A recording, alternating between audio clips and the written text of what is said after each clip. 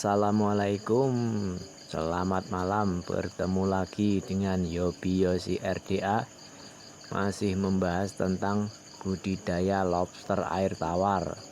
Tidak lupa, semoga hari-hari kita, hari-hari teman-teman semua senantiasa menyenangkan.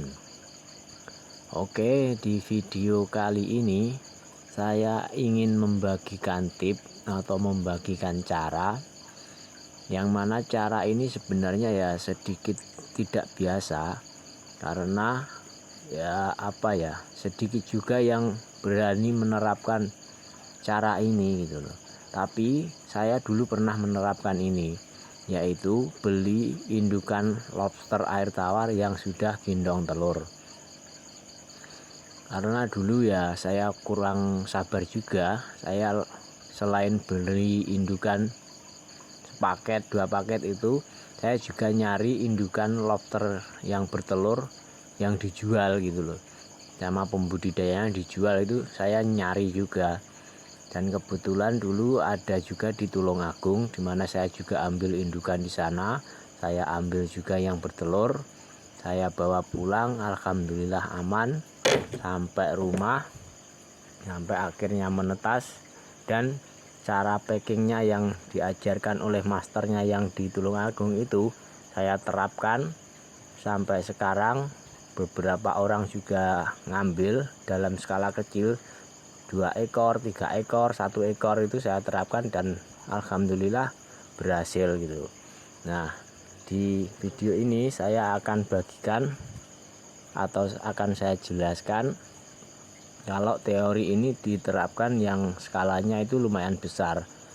Taruhlah beli 10 ekor indukan yang sudah bertelur gitu. Jadi nanti kebutuhannya itu berapa, terus estimasi panennya itu berapa, akan saya jelaskan di video ini.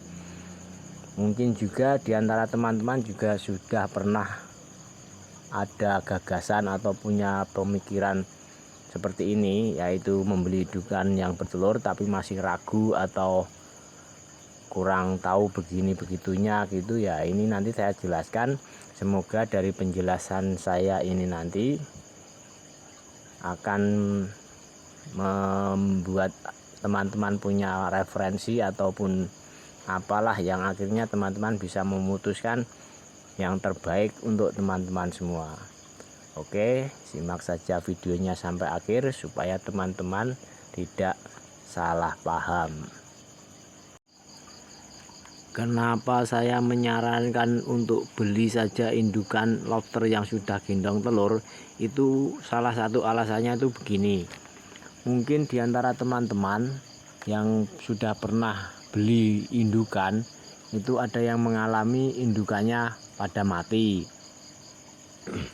Terus karena pada mati, terus dianalisa atau dianalisir bahwasanya indukan itu bukan dari hasil budidaya, itu hasil dari tangkapan alam. Nah, dari situ saya menyarankan beli saja indukan lobster yang sudah gendong telur. Itu asumsinya begini, kalaupun lobster yang sudah gendong telur ini dulunya memang tangkapan alam, ini dalam tanda kutip loh ya, tapi kan dia sudah gendong telur, dalam artian kalau sudah dia gendong telur dengan catatan telurnya itu banyak, jadi jumlah telurnya itu terlihat banyak gitu, maksudnya normal lah, tidak sedikit gitu, berarti kan dia sudah lolos di adaptasinya, dia sudah diadaptasikan mungkin sudah lumayan lama oleh si pembudidayanya, sehingga di tempatnya dia sudah bisa gendong telur gitu loh. Selain itu, karena banyak juga diantara teman-teman yang curhat atau mengeluh sudah beli indukan sepaket, 2 paket sampai 2 bulan, 3 bulan belum ada yang nelur, itu ya lumayan banyak juga yang di FB pada ngeluh terus curhat kayak gitu kan, lumayan banyak. Makanya saya sarankan kalau ingin lebih cepat panen, lebih cepat besar budidayanya, ya ambil saja indukan yang sudah gendong telur. Alasannya itu seperti itu. Kalau sudah gendong telur, sudah bisa dipastikan bahwa dia sudah dibudidaya oleh si pembudidaya yang menjual indukan gendong telur itu sudah lumayan lama, sudah lolos di adaptasinya, di pemijahannya sukses, sehingga dia sudah gendong telur. Dengan catatan telurnya jumlahnya banyak dan usia telurnya sudah lumayan tua. Paling tidak itu warnanya sudah coklat. Kalau kuning pucat sama hijau jangan, hitam pun kalau bisa jangan. Kalau bisa itu sudah coklat, syukur-syukur kalau sudah oranye. Begitu teman-teman. Nah, berikut ini sebagai acuan saja atau sebagai wawasan, apabila gagasan itu atau teori itu diterapkan, berapa modal yang diperlukan, berapa biaya yang diperlukan, ini saya akan uraikan. Ini kita taruh saja atau kita mulai saja dengan jumlah indukan bertelur. Bila menerapkan itu taruhlah 10 ekor. Nah, modal yang diperlukan adalah modal awal ini ya. Modal awal itu 1 kolam ukuran 2x1. Itu harganya 200.000. Terus 10 ekor indukan yang sudah bertelur, taruhlah harganya 40.000 lah. Itu yang ukuran 5 in. Di tempat saya ini 40.000 kalau saya jual seperti itu. 40.000 sebanyak 10 ekor, berarti kan 400.000. Itu modal awal. Modal setar itu segitu. Kolam terpal dan beli indukan lobster yang sudah gendong telur. Setelah itu 2-3 bulan berikutnya itu beli lagi 1 kolam terpal yang ukuran 2x5, itu 500.000. Kenapa harus beli lagi yang seukuran itu? Karena 1 bulan setelah kalian setar kan indukan sudah bertelur, itu kan sudah pada netas. Itu masih cukup di kolam yang ukuran 2x1 tadi, diturunkan di situ semua 10 ekor itu masih cukup kalau pas penurunan buraya. Tapi setelah itu burayanya umur sekitar 1-2 bulan kan sudah kelihatan buahnya itu sudah sedikit besar lah, seukuran apa itu pangkalnya lidi, itu sapu lidi ya. Kalau 1 in belum ada, tapi sudah 1 cm lebih lah, itu sudah kelihatan banyak. Itu kan harus dipindah ke tempat yang lebih besar lagi, yaitu di kolam ukuran 2x5, itu harganya 500.000. Nah, setelah itu, setelah 2-3 bulan tadi, setelah itu di bulan ke-5 atau sampai bulan ke-6 itu harus ada lagi kolam terpal yang ukuran 2x5.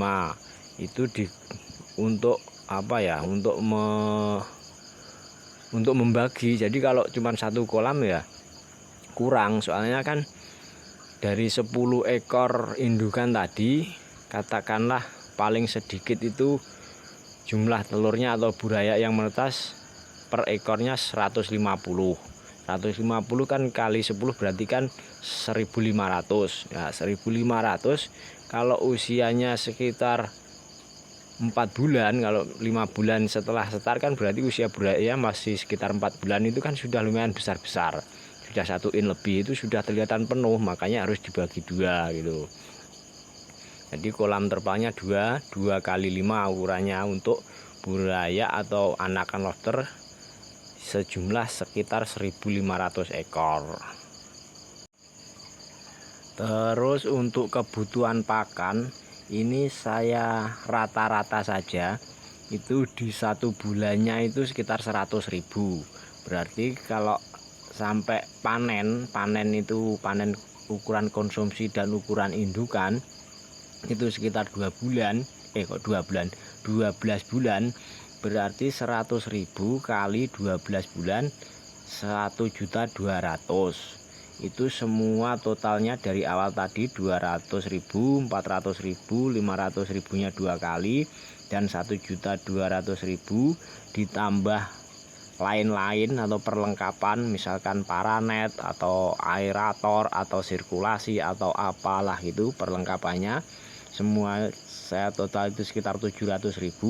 Jadi ketemunya itu 3,5 juta untuk menerapkan gagasan budidaya lobster air tawar, tapi langsung ngambil indukan yang bertelur supaya mempercepat saja dan supaya menghindari ribetnya proses pemijahan. Bagaimana triknya supaya cepat bertelur dan telurnya banyak, itu kan juga lumayan ada triknya, ada proses-proses yang harus dilewati. Makanya itu diloncati saja, langsung beli indukan lobster yang bertelur. Nah, kebutuhan modalnya itu sampai panen itu kurang lebih di 3,5 juta. Itu setar sampai panennya itu di 12 bulan, itu segitu modalnya. Dan setelah ini akan saya bahas estimasi panennya setelah 12 bulan. Yang perlu saya tekankan, yang saya katakan tadi modalnya 3,5 juta itu bukan 35 juta loh ya, tapi 3,5 juta atau 3.500.000. Oke, ini estimasinya. Estimasi panennya itu yaitu dari indukan yang 10 ekor, taruhlah ini kemungkinan terkecilnya itu menetas sekitar 150 ekor ya, satu indukannya kali 10 berarti kan 1.500 ekor buaya. Dari 1.500 itu katakanlah yang mati ataupun terkanibal oleh temennya itu 500.000 lah, estimasi 500 ekor itu mati atau seleksi alam gitu aja. Itu kan berarti masih 1.000 ekor. Setelah 12 bulan dari 1.000 ekor itu kan 30%-nya itu kan yang pertumbuhannya cepat-cepat itu kan layak untuk dijadikan indukan. Jadi 30% dari 1.000 itu kan 300 ekor. 300 ekor itu berarti 30 paket. Nah, harga per paketnya untuk saat ini yang ukuran 5 in, jadi usia 12 bulan itu kan berarti 5 in, 4 in up lah. Ada yang 5 in lebih malahan kalau pertumbuhannya bagus dan perawatannya bagus. Itu harganya 250.000. Itu kalau yang saya jual. Yang selain saya yang jual di atasnya itu juga banyak. 250.000 kali 30 paket kan 300 ekor berarti kan 30 paket. Itu jadi 7,5 juta atau 7.500.000. Itu panennya yang bisa dijual secara indukan atau mau dipakai sendiri indukan yang sebanyak itu juga nggak apa-apa. Kalau memang punya lahan yang sangat luas, mau diterapkan sendiri atau dibudidaya sendiri kan lebih yakin lagi karena indukannya hasil dari budidayanya sendiri, dari kolam pembesarannya kita sendiri. Oke, dari indukan bisa kita jual senilai 7.500.000 dan sisanya itu kan 700 ekor itu yang pertumbuhannya itu lumayan di bawahnya, dalam artian lumayan sedikit lebih kecil, sedikit lambat. Itu 700 ekor. Kalau taruhlah 1 kilonya itu isi 20 ekor, kalau di usia segitu perawatannya baik, pertumbuhannya baik, per kilonya sekitar 20 ekor berarti kan 700 ekor dibagi 20 itu ketemunya 35 kg. Nah, untuk saat ini lobster konsumsian yang hasil budidaya itu harganya di 180.000.